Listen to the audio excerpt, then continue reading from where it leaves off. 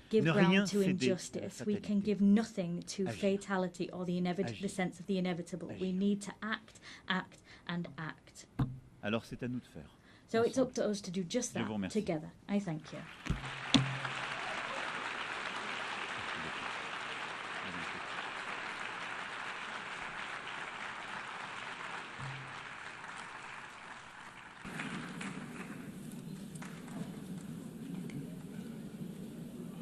On behalf of the Assembly, I wish to thank the President of the French Republic.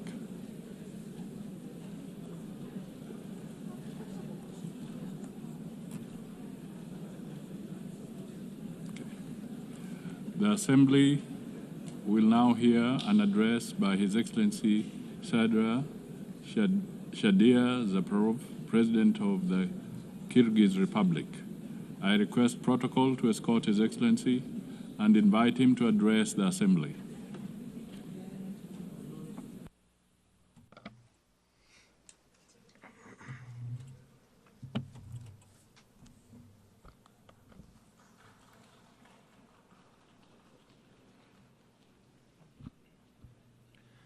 Madam President, Mr. Secretary General, distinguished heads of delegations, ladies and gentlemen, allow me to sincerely congratulate Ms. Annalena Baerbock on her election as the President of the 80th session of the United Nations General Assembly and to wish her every success in her work.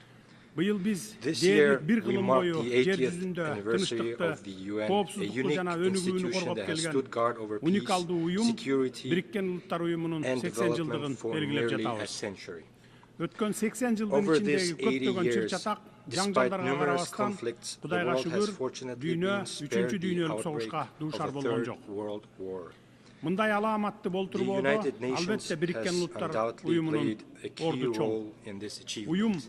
The organization has become not only an international platform for dialogue, but also played a special role in preventing a global conflict. Today, the trend of regionalism in world politics is strengthening.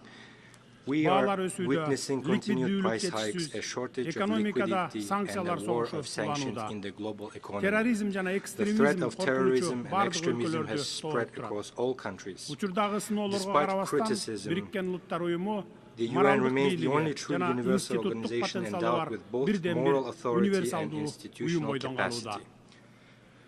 Today, Kyrgyzstan takes pride in the political stability it has achieved and in ongoing social and economic transformation. These achievements did not come easily to us. For us, the price of attaining freedom and independence was very high. But I can state one thing with confidence. We have been able to establish Kyrgyzstan as a state. This achievement allows us to set ambitious goals for the future. International organizations, including the UN, recognize Kyrgyzstan as one of the freest and most stable states on the Eurasian continent with a strong civil society. A large-scale and irreversible fight against corruption and crime is considered a priority area of state policy in Kyrgyzstan.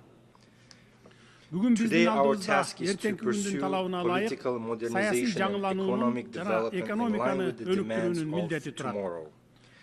We are committed to improving the investment climate, building an information society, and establishing fair and transparent public governance. Ladies and gentlemen, every year in New York, leaders of all world's nations gather to once again remind themselves and each other of the great mission for which UN was created. I too have come to New York with this mission. Today, my diplomatic staff have prepared a polite text that takes into account the international diplomatic situation. However, this year, standing at this high podium, I decided not to speak as a diplomat. This year, from this podium, I wish to speak not only as the head of state, but as an ordinary person and a citizen of my country, openly expressing my true thoughts and reflections on the international events happening in the world. This year marks the fourth time I am delivering a speech at the UN General Assembly. For 3 consecutive years, I came here and delivered pleasant, beautiful words.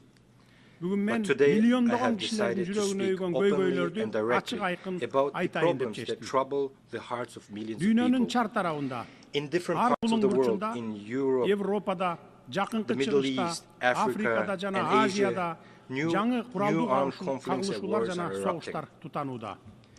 Millions of people losing their homes, are forced to abandon their native lands, and millions become victims.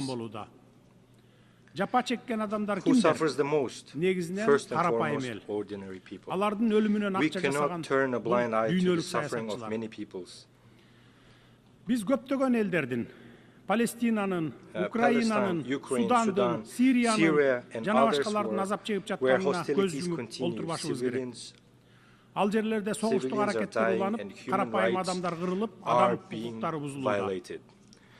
Dünya komşuluğu özünün özünçül geosiyasi kızıkçılıklarına dayanıp, atalgan çırçataklarga munusu gövrök, alemi tiginisi azrak manili degen prinsip menen mamile kılıp, koş standartlı ыкманы koldonuda.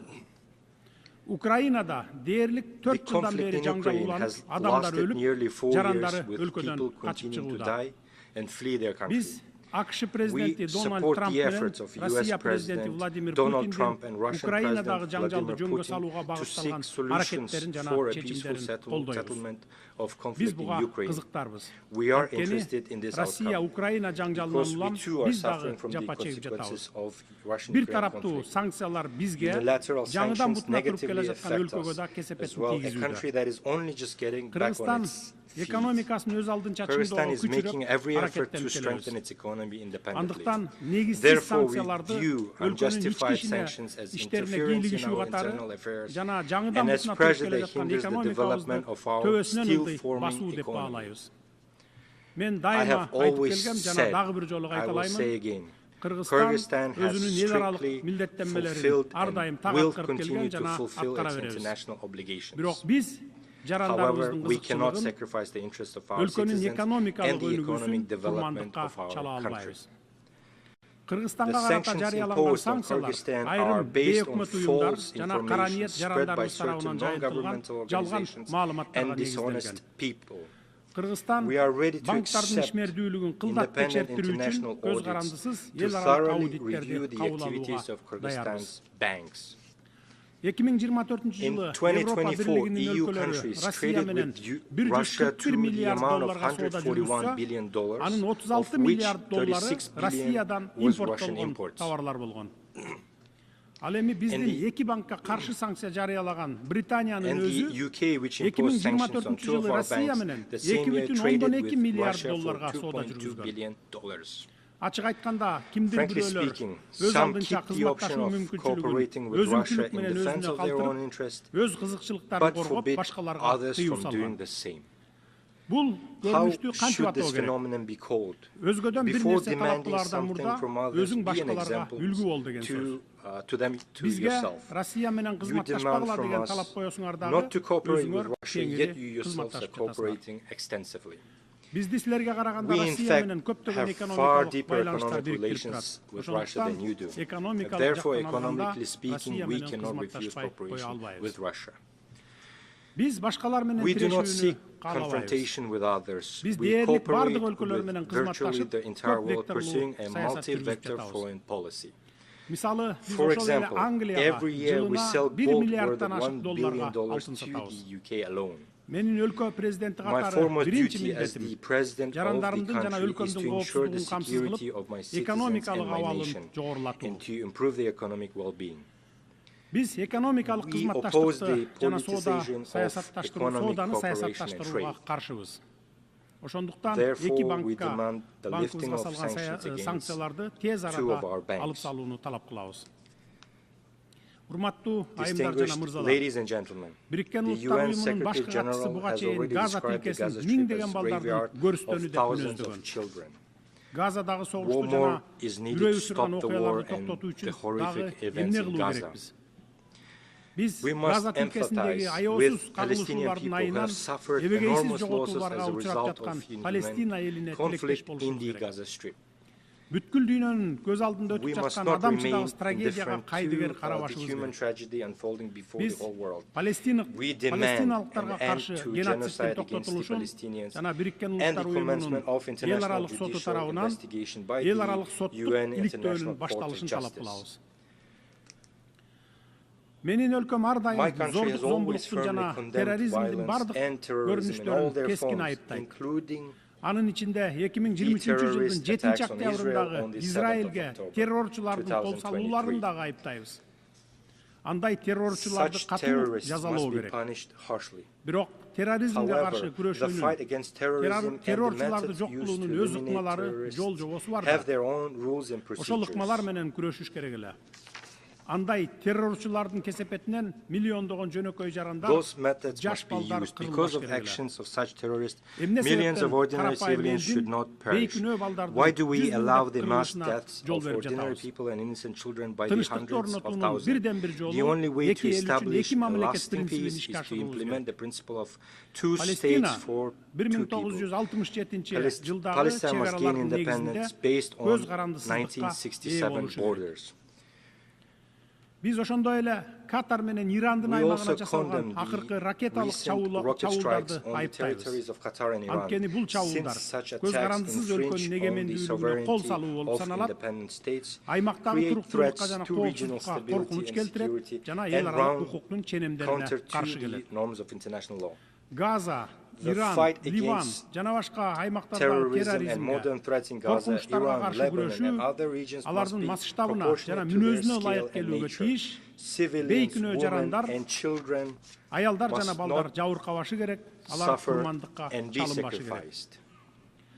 Урматтуу айымдар жана мырзалар, коңшу өлкө катары Кыргызстан азыркы оор шарттарда Афган элине ар тараптуу колдоо көрсөтүүнү, Афганистандын экономикасын аймактык жана дүйнөлүк экономикалык процесстерге интеграциялоо маанилүү деп эсептейбиз. Афганистанды эл аралык изоляцияга алуу, аны чет элдик жардамсыз калтыруу туура эмес. Бул адилетсиздик. Геосаясий идеологиялык максаттарды көздөп, каржылык инструменттерди колдонуу аркылуу гуманитардык кризисти курчутууну адилетсиздик жана адамгерчиликсиздик деп эсептейбиз. Ошондуктан биз батыш өлкөлөрү тарабынан тондурулган Афганистандын активтерин 9 миллиард акш долларынан ашык акча каражатын мүмкүн болушунча тез арада мыйзамдуу ээсине Афган элине кайтарылышы керек деп эсептейбиз. Аталган каражаттар инфраструктураны калыбына келтирүүгө, жергиликтүү банктар аркылуу жарандарга жеткиликтүү насыяларды берүү мүмкүнчүлүгүн кеңейтүүгө, айыл чарбасын өнүктүрүүгө жана жакырчылыкта жашаган миллиондогон адамдарга жаңы мүмкүнчүлүктөрдү түзүүгө жардам бермек. Бул акчаларды ушул тапта өзүңөр колдонуп, пайдасын көрүп жатасыңар. Эмне деген уятсыздык. Ушул эле Бириккен Улуттар Уюмунун маалыматына ылайык 2025-жылы Афганистанда 15 миллиондон ашык адам ачкачылыкка дуушар болсо, 24 миллион адам гуманитардык жардамга муктаж болуптур. Баарыбызга маалым болгондой, сентябрь айынын алгачкы күндөрүндөгү жер титирөөдөн улам 2000ден ашуун афган боодошторубуз каза тапты. Тилекке каршы акча каражаттарынын жетишсиздигинен жана инфраструктуранын начарлыгынан улам жабыркагандарга өз убагында жардам көрсөтүүгө мүмкүн болгон жок. Биз батыш өлкөлөрүнүн лидерлеринин Афган элинин келечеги үчүн активтерин тез арада кайтарып берүүгө чакырабыз. Эгер Афган эли жакырчылыктан, ачарчылыктан тез арада чыксын десеңиздер, токтоосуз кайтарып бериңиздер. Адам укугу, мамлекеттер аралык укуктар жөнүндө сүйлөгөн сөздөр менен кылган ишиңер мына ошондо бири-бирине дал келет. Урматтуу жыйындын катышуучулары, Африка өлкөлөрүндөгү чыр-чатактардан баштап азык-түлүк коопсуздугуна чейинки маселелер сөз жүзүндөгү боорукердикти эмес, конкреттүү иш менен бекемделген тилектештикти талап кылат. Африка 1,5 миллиардтан ашык халкы бар, 54 мамлекет жайгашкан Евразиядан кийинки эле экинчи чоң континент. Африкада ресурстардын эбегейсиз запастары бар. Жана биз жакынкы келечекте Африканын дүйнөлүк экономикадагы жана эл аралык саясаттагы ролу бир нече эсе жогорулай тургандыгына ишенебиз. Ошондуктан Африканын эбегейсиз кен байлыктары, Африканын тез өнүгүшү жана Бириккен Улуттар Уюмунун тынчтыкты сактоо ишин күчөтүүбүз зарыл. Менин өлкөм 1990-жылдардын башында эгемендүүлүккө ээ болгондон тартып Бириккен Улуттар Уюмунун тынчтык күчтөрүн конфликт болгон өлкөлөргө жөнөтө баштаган. Бул биздин бүткүл дүйнөдөгү тынчтыкты жана коопсуздукту чыңдоого чын ыкластан салым кошууну каалай тургандыгыбызды дагы бир жолу далилдейт. Мамлекеттердин салымы алардын өлчөмү менен эмес, алардын тынчтыкта жана тилектештикке чын ыкластуу каалоосу менен аныкталууга тийиш. Биз эл аралык келишимдерди, анын ичинде ядролук куралдарды таркатпоо жөнүндөгү келишимдерди аткарууну жактайбыз. Жаш муундарды өзөктүк куралсыз дүйнөнү кабылдоого тарбиялашыбыз керек. Жаш муундардын арасында массалык кыргын салуучу куралдардын колдонуунун кыйратуучу кесепеттери жөнүндө түшүндүрүү иштерин жүргүзүүбүз зарыл. The International Day for Disarmament and Non-Proliferation Awareness, initiated by Kyrgyzstan and supported by the UN member states, is an excellent platform for implementing this concept. Kyrgyzstan is one of the initiators and the depository of the Treaty on Nuclear Weapon-Free Zones in Central Asia. We have set it to all fundamental international instruments on disarmament and non-proliferation, including the Treaty on Non-Proliferation of Nuclear Weapons and the Comprehensive Nuclear Test Ban Treaty. In line with the principles of consistency, this year the Kyrgyz Republic made the political decision to sign the Treaty on Prohibition of Nuclear Weapons. We firmly believe that our planet must exist without nuclear weapons. This human invention must be used solely for peaceful purposes. Ladies and gentlemen, for sustainable development and regional integration, the countries of Central Asia require equal dialogue and active cooperation. Despite complex historical and geographic factors, Kyrgyzstan has peacefully resolved its border issues with neighboring countries, in particular Tajikistan and Uzbekistan. This process involved lengthy negotiations and at high political levels, expert levels, and was resolved with due respect for the interests of all sides. I can state with confidence that today the borders between Kyrgyzstan and Tajikistan and Uzbekistan are borders of friendship, trade and cooperation. This experience confirms that peace is possible where there is political will, respect and dialogue, which enabled us to resolve existing contradictions and embark on a path of creation and development. Kyrgyzstan is ready to share this experience of resolving complex issues with the international community. Let us use the more than $3 trillion that are spent annually on armaments worldwide to improve people's lives, eradicate hunger, protect our environment, and clean the air. After all, there are no borders when it comes to breathing air. We all breathe the same air. Therefore, I call on us to live not in a race for who has the most powerful weapons, but in a competition for whose country has the cleanest nature and air. Dear friends, climate change is a reality we are witnessing today. We face threats of drought, melting glaciers, changes in ecosystems, and loss of biodiversity. Kyrgyzstan, as a mountainous country, is particularly vulnerable to these changes. We are already experiencing the threat of declining water resources and risks to agriculture and biodiversity. Although Kyrgyzstan is landlocked, it actively participates in international environmental initiatives and can play a significant role in supporting agreements aimed at protecting global ecosystems.